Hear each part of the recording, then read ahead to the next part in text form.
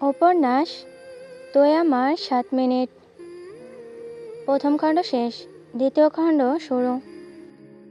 যারা যারা আমার ভয়েসে গল্প শোনেন অবশ্যই সাপোর্ট করে পাশে থাকবেন।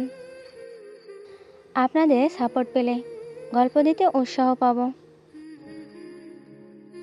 মধুবতী পাঞ্জাবিওয়ালার কথা রাখতে পারেনি আরিয়ান ভাই, রাখতে পারেনি।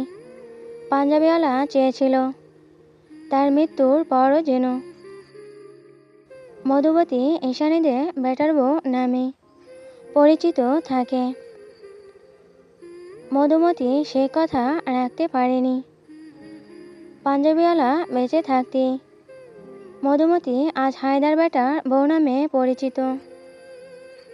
সবাই এখন তাকে হায়দার বেটার বউ হিসেবে চিনে।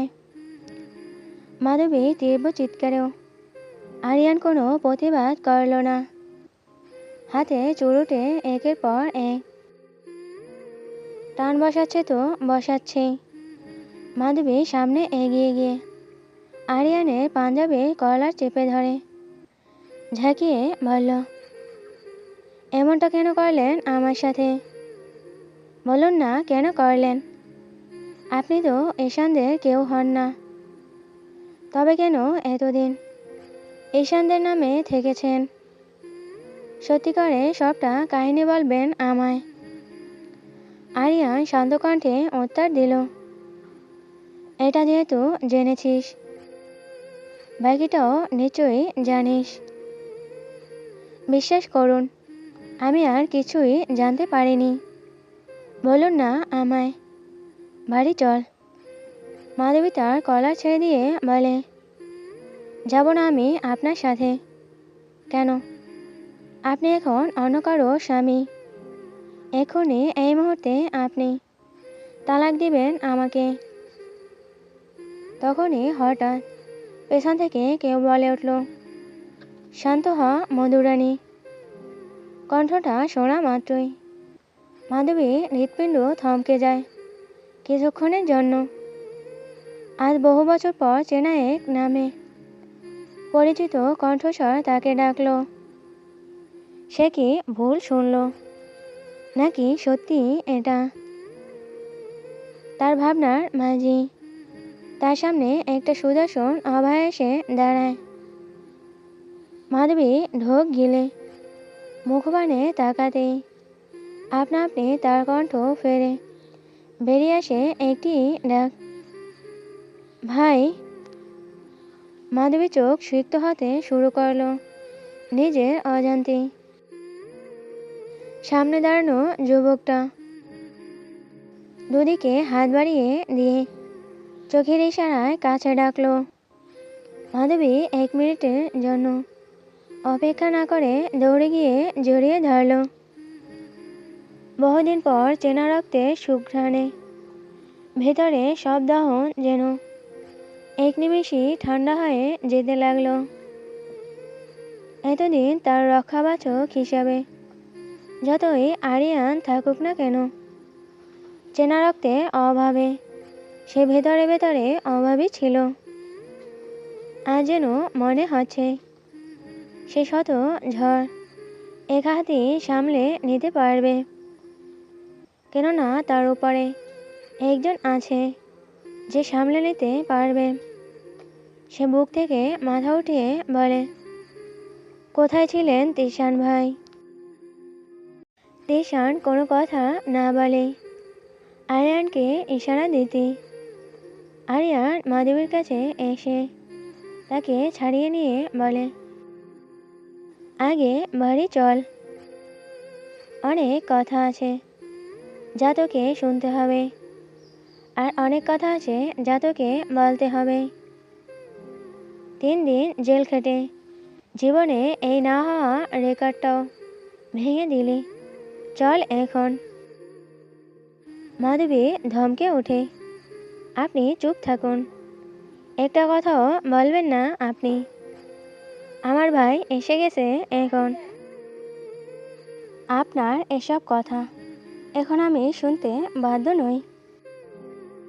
ও ভাইকে দেখে এখন গলা বেড়ে গেছে। চল আগে বাড়ি। মাধবী সে কথায় পাত্তা না দিয়ে তিশানের দিকে তাকিয়ে বলে, কোথায় ছিলেন এতদিন ভাই?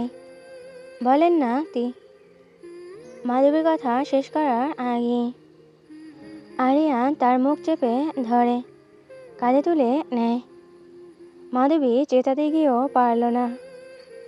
তিশান তাদের পেছন পেছন গিয়ে গাড়িতে উঠে বসে। আরিয়ান অপূর্বকে গাড়ি ছাড়তে বলে। অপূর্ব আর কথা না বাড়িয়ে গাড়ি ছাড়ল। শো শো শব্দ করে ধুলো উড়িয়ে চলে গেল গাড়িটা। মাধবী দেয়া ডায়েরিতে যতটুকু লেখা ছিল ততটুকু পরে শেষ করে উঠে এসেছিল আদিত্য। এতক্ষণ দাঁড়িয়ে ওদের সমস্ত কথা এবং কাজ সবই দেখেছে। এ যাবৎ মাধবীর সাথে ঘটে যাওয়া সমস্ত ঘটনাগুলো লেখা ছিল মাধবী দেওয়া ডায়েরিটিতে। সেদিন মাধবী গ্রাম ফিরে আসার পর তাকে ধরে আনা হয় খুনের অপরাধে। মেয়েটা নাকি তার বাবা মা সহ পুরো পরিবারকে খুন করেছে। কিন্তু ঘটনার সত্যতা যাচাইয়ের জন্য তাকে গ্রেপ্তার করা হলে এই সমস্ত ঘটনাগুলো জানা যায়। তবে ওর পরিবার যদি আরও 4 বছর আগে খুন হয়ে থাকে তবে বর্তমানে মেয়েটার নামে অভিযোগ কেন আসলো সেটা জানতেই অতীতের এই এত এত কাহিনী জানা হলো। প্রথমবার এসে মাধবী একবার বলেছিল আরিয়ান নাকি তার জন্য মধুমহল তৈরি করেছে এবং সে নাকি দেখেছে এবং গিয়েছেও সেখানে। অনেক বড় মহল নাকি? তাহলে এত বড় মহল কোথায় তৈরি করলো? করলে তো দেশে যে প্রান্তেই করুক মানুষ দেখতে পেত। তাজমহলের পর আর কোনো মহলের নাম তারা শোনেননি। সে তো প্রথমবার মহলের কথা শুনে মাধবীকে বলেছিল ভাগ্যবতী। কিন্তু এখন সব অতীত। হাতুড়ে দেখে মেয়েটার জীবনটা কেবল কাঁটায় ভরা। কিন্তু এতক্ষণ তার মনে হয়নি যে সে প্রায় 4 বছর আগের কাহিনী মাধবী থেকে শুনেছে এবং পড়েছে। এত স্পষ্ট বিশ্লেষণে মনে হচ্ছিল সে বর্তমানে কাহিনী শুনছে এবং পড়ছে। এগুলো যে অতীতে ঘটেছে তা সে ভুলেই গিয়েছিল এবং এখন এদের 4 জনকে একসাথে দেখে মনে হচ্ছে না এগুলো সব অতীতে ছিল। কিন্তু ডায়েরির শেষ অংশ ধোঁয়াশা ছিল। অনেক কিছু জানা হলেও রহস্যগুলো সব অজানা। সেদিন আরিয়ান মাধবীকে কি দেখিয়েছিল? কেন মাধবী এমন রিয়াকশন করলো? কেনই বা সে হুট করে হায়দারদের বউ হয়ে গেল? এই 1.5 বছর জিন রাজ্যে কিভাবে ছিল মাধবী? আরিয়ান কি সত্যি দ্বিতীয়বার বিয়ে করলো? আজ 4 বছর পরেও কি রাজবাড়ি আগের মতোই ধ্বংসস্তূপ আছে? কেন মাধবী চাইল রাজবাড়ি ঢুকতে পারে না? পথে এত এত বাধা কেন আসে? কেন সে রাজবাড়ির পেছনে জঙ্গলটাতে আজও যেতে পারেনি? জঙ্গলে সে বড় বটগাছটাতে সত্যি কি অস্বাভাবিক কিছু দেখা যায়? পুরো জঙ্গল এবং রাজবাড়ি সম্পূর্ণ এরিয়া নিয়ে এত কিসের পাহারাদারি? কি আছে এই রাজবাড়ি এরিয়ার পেছনের গল্প? মাধবী পালিয়ে যাওয়ার পর গ্রামে কালো জাদুর কি হলো? আজও কি গ্রামে মৃত্যুর লাইন পড়ে নাকি থেমে গেছে? কে দিয়েছিল মুক্তগাছার উপর অভিশাপ? আর কেনই বা দিল? কেই বা এত মানুষ মেরেছিল কালো জাদুর সাহায্যে? আর এত বছর পর তিশান কোথা থেকে আসলো? কোথায় ছিল সে এত বছর? সে কি আদৌ পারবে মাধবীর সাথে থেকে তাদের পরিবারে খুনিদের খুঁজে বের করতে? তিশান, অপূর্ব, আরিয়ান তিনজন কোথায় নিয়ে গেল মাধবীকে? এই সমস্ত রহস্যগুলো কে উন্মোচন করবে আর কীভাবেই বা করবে?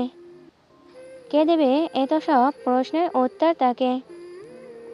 ওরা তো মাধবীকে নিয়ে চলে গেছে ওদের সাথে, আর হয়তো দেখাও হবে না। কিন্তু এদের শেষ পরিণতি দেখা যে তার বড্ড শখ।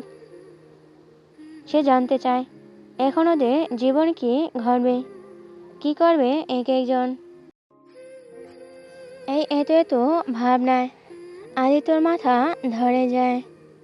মেয়েটা আজ 3 দিন পর মুক্তি পেয়ে চলে গেল ঠিকই, কিন্তু তাকে দিয়ে গেল এক মাথা ব্যথার রহস্য। পরে কাহিনী সে কিভাবে জানবে সে চিন্তায় অস্থির লাগছে। কোনোভাবেই কি ওদের ওপর নজরদারি রাখা যায় না? কিন্তু আরিয়ান দেখে নিলে কেলেঙ্কারি হয়ে যাবে। ওর চোখে এসব ফাঁকি দেওয়া যাবে না। আর এখন আরেকজন মাস্টার মাইন্ড তিশান চৌধুরীও চলে এসেছে। ভুলেও এ কাজ করা যাবে না। কিভাবে সব জানা যায় সে কথা ভাবতে ভাবতে আদিত্য মুক্তগাছায় পৌঁছায়। এই শহরে সে নতুন, সপ্তাহখানেক হবে এসেছে। আর এসে এমন একটা কেস হাতে নিয়েছে। আর এই শহরে প্রথম কেসটাই তার হাতছাড়া হয়, খালাস হয়ে গেছে, যা কিনা ছিল কোনো এক রানীর নামে। আদিত্য খানিক ভয়ে করল এখানে আসতে।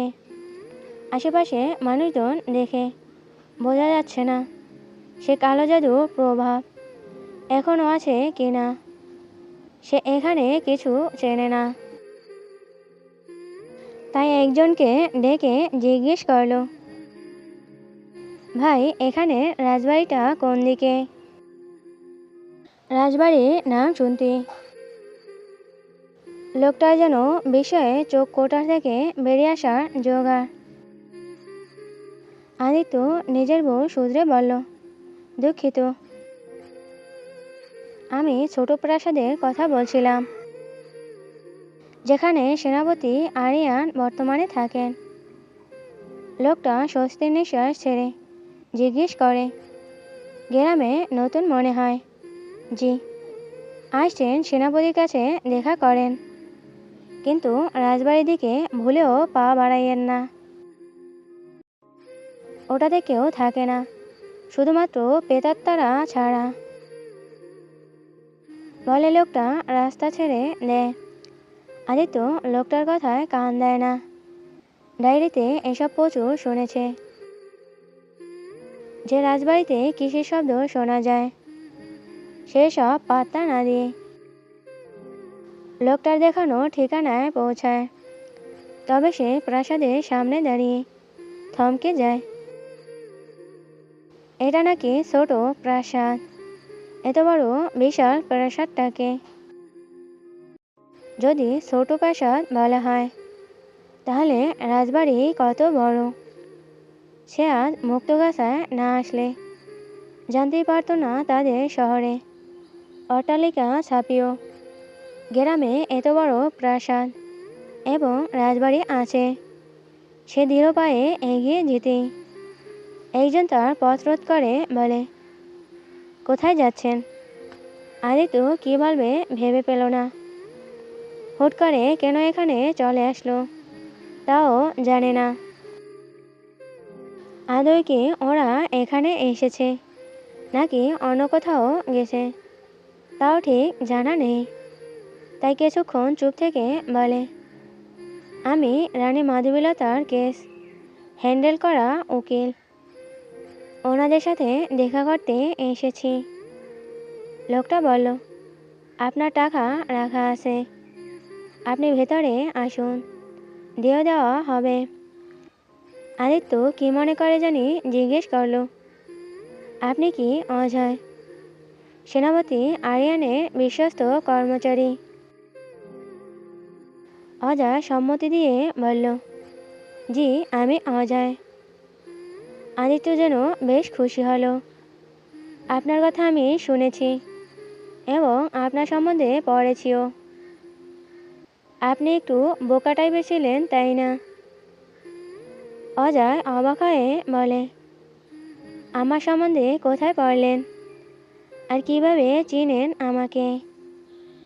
রানী মাধবীলতার অর্ধেক পড়া জীবনী থেকে শুনেছি আপনার কথা। অজয় মাথা চুলকে বলে, ও আচ্ছা আচ্ছা, তাই একটু বোকাই আমি। আদিত্য খেয়াল করল অজয়ের অতক্ষণে পেশাদারিত্ব কণ্ঠ বদলে গিয়ে রসিকতার যোগ হয়েছে, যেমনটা সে ডায়েরিতে পড়েছিল। সে সৌজন্যমূলক একটা হাসি দিয়ে ভেতরে প্রবেশ করে। বাইরে থেকে যতটা বড় দেখা গিয়েছে, ভেতরটা ততই রাজকীয় এবং সাজানো গোছানো। তাকে ড্রয়িং রুমে সোফায় বসানো হয়। তার মনে পড়ে এখানে মাধবীকে ধরে আনার আগে আরিয়ানের কোলে জ্ঞান হারিয়েছিল সে পুরো বাড়িটাতে। একবার চোখ বুলায় একে একে এতক্ষণে পড়া সমস্ত দৃশ্যগুলো চোখের সামনে ভেসে উঠছে। কিছুক্ষণ পর অপূর্ব এসে বসে তার সামনে। কুশল বিনিময় করে আদিত্য জিজ্ঞেস করে, রানী মাধবীলতার সাথে একটু দেখা করতে পারি? অপূর্ব একবার ঢোক গিলে বলে, উনি এখন ঘুমাচ্ছে, অসুস্থ আছে, আপনি পরে আসিয়েন। আদিত্য বেশ অবাকই হলো। সে ভাবেনি মাধবী জেলে থেকে এসে ভাইয়ের ব্যাপারে না জেনেই ঘুমাবে। বিষয়টা তার ঘটকা লাগলেও কিছু বলল না। তাকে টাকা দিলে সে না পারতে টাকাটা নিয়ে বেরিয়ে এলো। মনে হচ্ছে না আর এই ব্যাপারে কিছু জানতে পারবে না, রানীর সাথে দেখা হবে। সে একবার শেষবারের মতো প্রাসাদের দিকে তাকালে চোখে পড়ল একটা পেঁচা। মনে পড়ল এটার নাম ভুলভুল। এটা এখনো এখানেই আছে। আদিত্য আর দাঁড়ালো না, মনে মনে কেবল বলল, ভাগ্য থাকলে হয়তো আবারও কোনোদিন এই অসমাপ্ত কাহিনী জানতে পারবো। কেউ রহস্যগুলো উন্মোচন করার আগ পর্যন্ত না হয় অপেক্ষা করলাম পুরো ঘটনার। ভাই আপনি কোথায় ছিলেন এতদিন, বললেন না তো? কথা বলছেন না কেন আপনি? এই তিশান ভাই। তিশান নির্বিকার। আরিয়ান মাধবীকে ঝাপটে ধরে বিছানায় বসালো। মাধবী আপ্রাণ চেষ্টা করে আরিয়ানা থেকে নিজেকে ছাড়ানোর, কিন্তু পেরে উঠছে না। তার পুরো শরীর বিধ্বস্ত প্রায়, গায়ে কোনো জোর আছে বলে মনে হচ্ছে না। অপূর্ব ঘরের বাইরে দাঁড়িয়ে আছে। আরিয়ান মাধবীকে বিছানায় জোর করে শুয়ে গায়ে কাঁথা জড়িয়ে দিল, কিন্তু তবুও মেয়েটার ছটপটানি থামছে না। চিৎকার করে বলে ওঠে, ছাড়ুন আমাকে বিশ্বাসঘাতক, ছুবেন না আপনি আমায়, জানে মেরে ফেলবো আপনাকে আমি। আরিয়ান শান্ত স্বরে বলল, মারতে হলে তো আগে সুস্থ হতে হবে, তাই না? আগে সুস্থ হ, এরপর আমি নিজে তোর গলায় ছুরি দেব। কথাটা বলার সাথে সাথেই আবার জিভ কেটে ভুল শুধরে বলে, দুঃখিত, আমি নিজে তোর হাতে ছুরি তুলে দেব আমাকে খুন করতে। কেমন? মাধবী এরই মধ্যে স্তব্ধ হয় আরিয়ানের কথাটা শুনে। তার কেমন যেন ঘটকা লাগছে পুরো ব্যাপারটাই। সে শান্ত হয়ে গেল। মাথা গরম করলে চলবে না, সত্যি আগে তা সুস্থ হতে হবে। সে শান্ত ভঙ্গিতে নিঃশব্দে পড়ে রয় আরিয়ানের বাহুতে।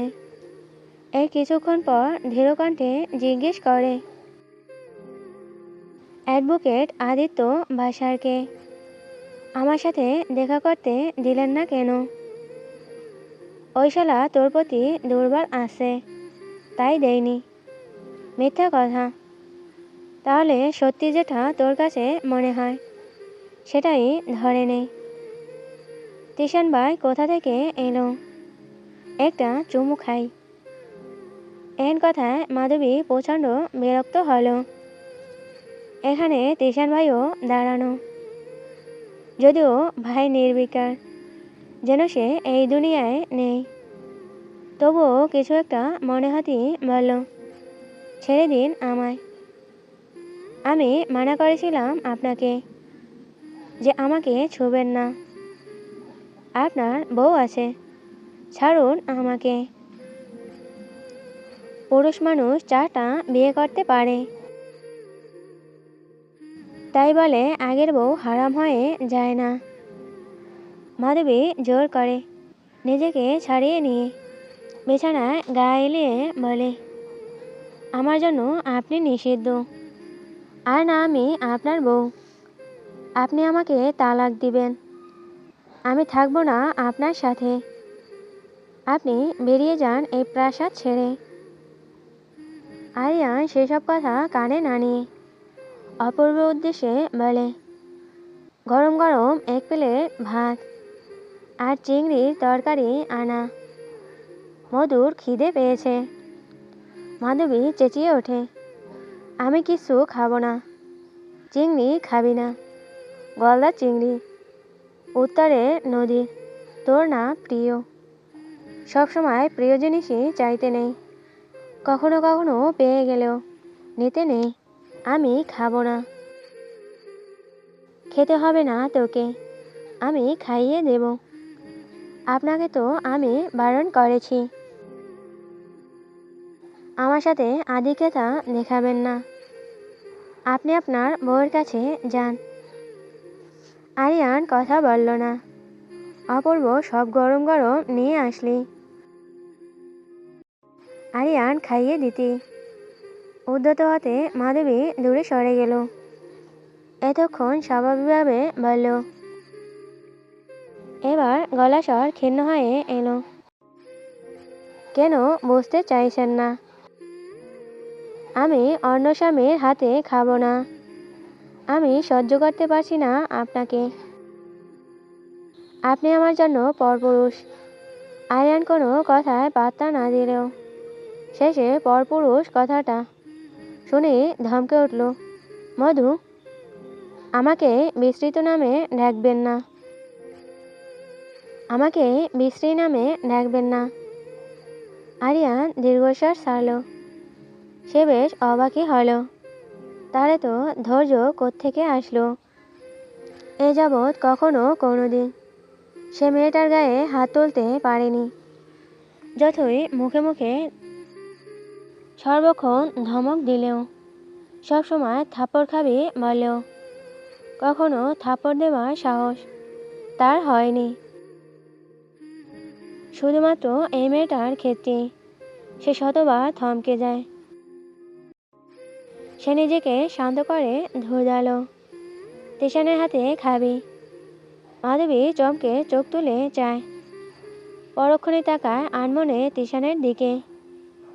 স্থবির কণ্ঠে তিশানের উদ্দেশ্যে বলে, ভাই খাইয়ে দেবেন আমায়।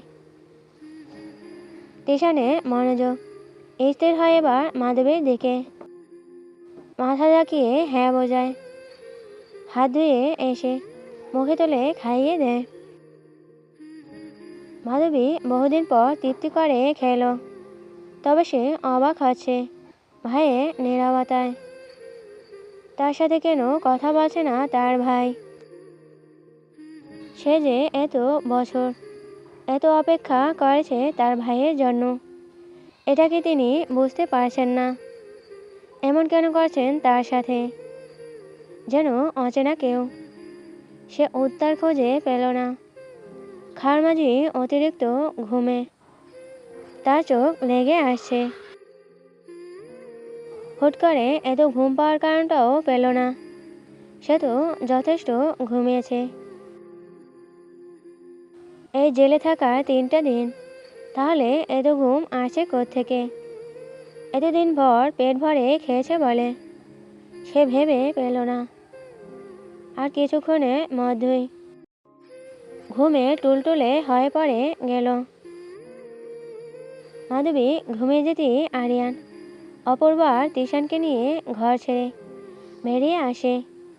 সন্ধ্যার পর আরিয়ান, তিশান এবং অপূর্বকে দেখা গেল রাজবাড়ির দিকে যেতে। মাধবী এখনো ঘুম থেকে উঠতে পারেনি। যেতে যেতে আরিয়ান বলল, কোনোভাবে যদি ওর স্মৃতি ভুলিয়ে দিতে পারতাম তাহলে কিছুটা শান্তি পেতাম। ভালো লাগছে না আর এসব আমার। ও আমাকে ভুল বুঝছে। তিশান বলে ওঠে, বোঝারই কথা। তুই ওকে বারবার মিথ্যা কেন বলছিস? অপূর্ব বলল, ও শখই তো ঝামেলা করার, তাই এসব আবোল তাবোল বলছে। কোনো বিষয়ে মিথ্যা বললাম? তিশান বলল, এই যে আরেকটা বিয়ে করেছিস বলে চেঁচাচ্ছিস। এসব বলে মাধবীকে তো তুই মানাতে পারবি না, উল্টো হারিয়ে ফেলবি। তোদের কি মনে হয় আমি মিথ্যা বলছি? অপূর্ব বলল, এখন অন্তত সত্যি কথা বল, এখানে তোর মধু নেই। আরে ভাই, আমি মিথ্যা বলছি না। আনিয়ার কথা শেষ করার আগে অপূর্ব তিশান দুজনই ধমকে ওঠে, চুপ কর তুই। আরিয়ান চুপ করে গেল। 3জন রাজবাড়ির সামনে পৌঁছালে। তিশান গেট খুলে দিলে ওরা প্রবেশ করল। পুরো বাড়ি শুনশান নীরবতায় ছেয়ে আছে। পেছনে চাঁদের আলোয় 3টা লম্বা মাত্রা ছায়ামূর্তি এগিয়ে যাচ্ছে তাদের সাথে। 3জনই থমকে দাঁড়ালো। পরক্ষণেই খেয়াল করলো এগুলো তাদের ছায়া। কিন্তু আরেকটু সামনে যখন তারা অন্দরমহলে দরজায় পৌঁছালো, তখন বুঝলো এগুলো তাদের ছায়া নয়, ভিন্ন আরও 3টি ছায়া ধীরে ধীরে তাদের ঘেরাস করে সামনে এগিয়ে যাচ্ছে। যেন তারা চাইছে ওদের আগে অন্দরে পৌঁছাতে। এবং হঠাৎ করে ওদের গিলে নিয়ে অদৃশ্য করে দিল এই ছায়াগুলো থেকে। এমন একটা বাজে স্বপ্ন ধরপড়িয়ে ওঠে। বসে পড়ে মাধবী। বুক ধকধক করছে হাঁপড়ের মতো। সে আশেপাশে তাকিয়ে পানি খোঁজে, কিন্তু ঘরে পানি নেই। সে উঠে দৌড়ে নিচে যায়। কেন যেন গলাটা এমনভাবে শুকিয়ে গেল, যেন মনে হচ্ছে এখনই পানি না খেলে মারা যাবে। তবে বৈঠকখানা যাওয়ার পথে কানে আসে পাশের রুমে কিছু কথোপকথন। সে থামতে চায়নি, তবে কথাগুলো শুনে শততৃষ্ণা পাওয়া সত্ত্বেও আর পা বাড়াতে পারেনি। সে খুব কষ্টে পা বাড়িয়ে কান পাতলে শুনতে পেল তিশান বলছে, মাধবীকে আপাতত যেই ওষুধ দেওয়া হয়েছে তাতে কাল সকাল ছাড়া উঠবে না। এখন কি করবি ওকে? এভাবে ঘুমের ওষুধ খাইয়ে কদিন চলবে? অপূর্ব বলল, শহরে পাঠিয়ে দে ওকে, ঈশান বাড়িতে। আরিয়ান নাকচ করে বলল, না, ওকে আমি আমার চোখের সামনে রাখতে চাই। অপূর্ব বলে, ও তো নানা প্রশ্ন করবে, তখন কি করবি? তিশান বলে, আর মাতব্বরি করে। ওই দিন তো সব দেখিয়ে ফেললি, সে বিষয়ে জিজ্ঞেস করলে কি বলবি? আরে ওই দিন মাথা ঠিক ছিল না, তাই অমন করেছিলাম। কিন্তু ও আর কিছু দেখেনি। চোখ বেঁধে নিয়ে গিয়ে 10 সেকেন্ডের জন্য চোখ খুলেছিলাম। উদ্ধার করেছিস। এখন ওকে আর সামলাতে পারবি না। ও কাউকে মানবে না, মেরে ফেলবে সবাইকে। আর মরতে না চাইলে ওকে মেরে ফেলতে হবে। তখনই একটা ফুলদানি পড়ার শব্দে 3জন পেছন ফিরে তাকায়। দরজার বাড়ি থেকে শব্দটা এসেছে। তিশানের শেষ কথা। মাধবী ভীষণভাবে ধাক্কা খেল।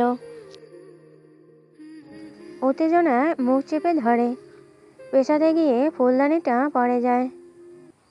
সে মুখে হাত রেখে ধরে ওপরে চলে যায়। তীব্র তৃষ্ণা বুকে চেপে নিথরের মতো আবার গিয়ে বিছানায় শুয়ে পড়ে। কিছুক্ষণ পরই ঘরে আরিয়ান আসে। মাধবীকে একবার চেক করে, আবারও চলে যায়। আরিয়ান চলে গেলে মাধবী আবারও উঠে বসে। এসব কি শুনছে সে? যে ভাইকে সে এত ভালোবাসত, সে ভাই আজকে তাকে মেরে ফেলতে বলছে। না চাইলেও জল গড়ায় চোখ বেয়ে। পরক্ষণে সে চোখ মুছে ফেলে। সে তো ভেঙে পড়ছে। এমন করলে কিভাবে এত বড় বিপদ পাড়ি দেবে? সে কেন নিজের আগে রূপে ফিরতে পারছে না? কেন সে রানী মাধবীলতার মতো কঠিন হতে পারছে না? সে নিজেকে বোঝায়, আপাতত কেউ এই পৃথিবী তার আপন নয়। কাউকে বিশ্বাস করলে চলবে না। সে মনস্থির করে দেয়ালে ঝোলানো তলোয়ারদানি থেকে একটা রক্তখচিত তলোয়ার হাতে তুলে নেয়। মুঠো করে শক্ত করে ধরে সেটাকে, যেন তলোয়ার থেকে শক্তি নেবার চেষ্টা করছে। বেশ কিছুক্ষণ পর সে স্বাভাবিকভাবে তলোয়ার হাতে নিয়ে নিচে নামে। এবার ওরা বৈঠকখানায়। মাধবী অপূর্বকে দেখেও মাথায় কাপড় কিংবা ছেড়ে রাখা চুলগুলো বাঁধার চেষ্টা করল না। তলোয়ার নিয়ে নিজের মতো হেঁটে গিয়ে ডাইনিং টেবিলে বসে। কেমন অদ্ভুত দেখাচ্ছে মেয়েটাকে। 3জনই বিমুগ্ধ দৃষ্টিতে তাকিয়ে আছে। মাধবী নিজের মতো গ্লাসে নিয়ে পানি খেলো। এরপর তলোয়ার কোমরে থাকা খাপে ঢুকিয়ে এগিয়ে গিয়ে ওদের মাঝে বসে। মাধবী এত তাড়াতাড়ি ঘুম থেকে উঠে যাওয়াতে 3জনই বোধহয় অবাক হলো। একে অপরের দিকে চাওয়াচাই করে। আরিয়ান জিজ্ঞেস করল, তলোয়ার নিয়ে ঘুরছিস কেন? তৎক্ষণাৎ মাধবী ধমকে ওঠে, আপনার সাথে কথা বলতে ইচ্ছুক নই। পরক্ষণেই শান্ত স্বরে জিজ্ঞেস করে, মামি কেমন আছে? আর আয়াজিসে ওরা কেমন আছে? আরিয়ান বলে, মাত্রই না বললি তোর সাথে কথা না বলতে? এই প্রশ্নে উত্তরটা দিয়ে দিন। ওরা বাড়িতেই আছে। আমিও বাড়িতে যেতে চাই না। অতঃপর ওদের এখানে দাওয়াত করুন। আর হ্যাঁ, আপনার বউ কি ওখানেই থাকে? আরিয়ান কিছুক্ষণ চুপ থেকে তিশানার অপূর্বর সাথে চাওয়াচাই করে বলে, আপনার বউ এ বাড়িতে কখনো এসেছিল না। ওই নটি যেন ভুল করেও আমার প্রাসাদে পা না দেয়, তাহলে আপনাদের দুজনেরই খুন করে ফেলব। ওই নটি ছাড়া আর পুরো ঈশান বাড়ি মানুষদের এখন টেলিফোন করে বলুন কাল আসতে। কাল সকাল সকালই যেন আমি ওদের এই প্রাসাদে উপস্থিত পাই। আর হ্যাঁ, আপনি এখন থেকে শুধু আমার সেনাপতি। এছাড়া আপনার সাথে আমার কোনো সম্পর্ক নেই। কথাটা যেন মাথায় থাকে। একটা উড়ন্ত চুমু ছুঁড়ে দে, তাহলে মনে থাকবে। আরিয়ানের কথায় তিশান মনে মনে বিশ্রীগালি দিয়ে ওঠে। শালা, তোর প্রীতি শেষ হয় না ওর থেকে, তুই আগাবি কি করে? মাধবী কোনো অস্বস্তি বোধ করল না, বরং আয়েসি ভঙ্গিতে বসে বলল, তলোয়ারটা খাপমুক্ত হলে আপনার চুমুর তৃষ্ণা মুক্ত গা থেকে আলাদা হয়ে যেতে পারে। অপূর্ব এসবে নির্বিকার। আরিয়ান মাধবীর এমন কাহিনী নতুন নয়, কিন্তু তিশানের কাছে হয়তো বিরক্ত লাগতে পারে। তাই সে উঠে দাঁড়িয়ে তিশানের উদ্দেশ্যে বলল, আমার সাথে আয় তো একটু, কাজ আছে। তখনই মাধবীর কথা ওরা থমকে যায়। সে তলোয়ার বের করে বলে, কাউকে মারার পরিকল্পনা করতে যাচ্ছেন নিশ্চয়ই, কিন্তু দুঃখের বিষয় হচ্ছে আপনারা এখনও এসবে কাঁচা। আমার থেকে সাহায্য নিতে পারেন। যদিও আমি কাউকে সাহায্য করি না, কিন্তু আপন ভাই বলে কথা, বুদ্ধি না দিলে হয়। তা তিশান ভাই, এত বুদ্ধি প্রতিবন্ধী কবে থেকে হলেন আপনি? মনে আছে এক সময় মুক্তগাছার হিংস্র আর তীক্ষ্ণ বুদ্ধিমাত্রাদের মধ্যে আপনি, আমি আর সেনাপতি আরিয়ানের নামটা থাকতো সবার আগে। কিন্তু আফসোস, আমি আপনাদের জীবনে এতদিন অনুপস্থিতি থাকাতে সব বুদ্ধি চলে গেছে। সমস্যা নেই, আমি শিখিয়ে দেব। কেননা আমি খুনে, আপনি মারে, আর সেনাপতি আরিয়ান গুমে পারদর্শী।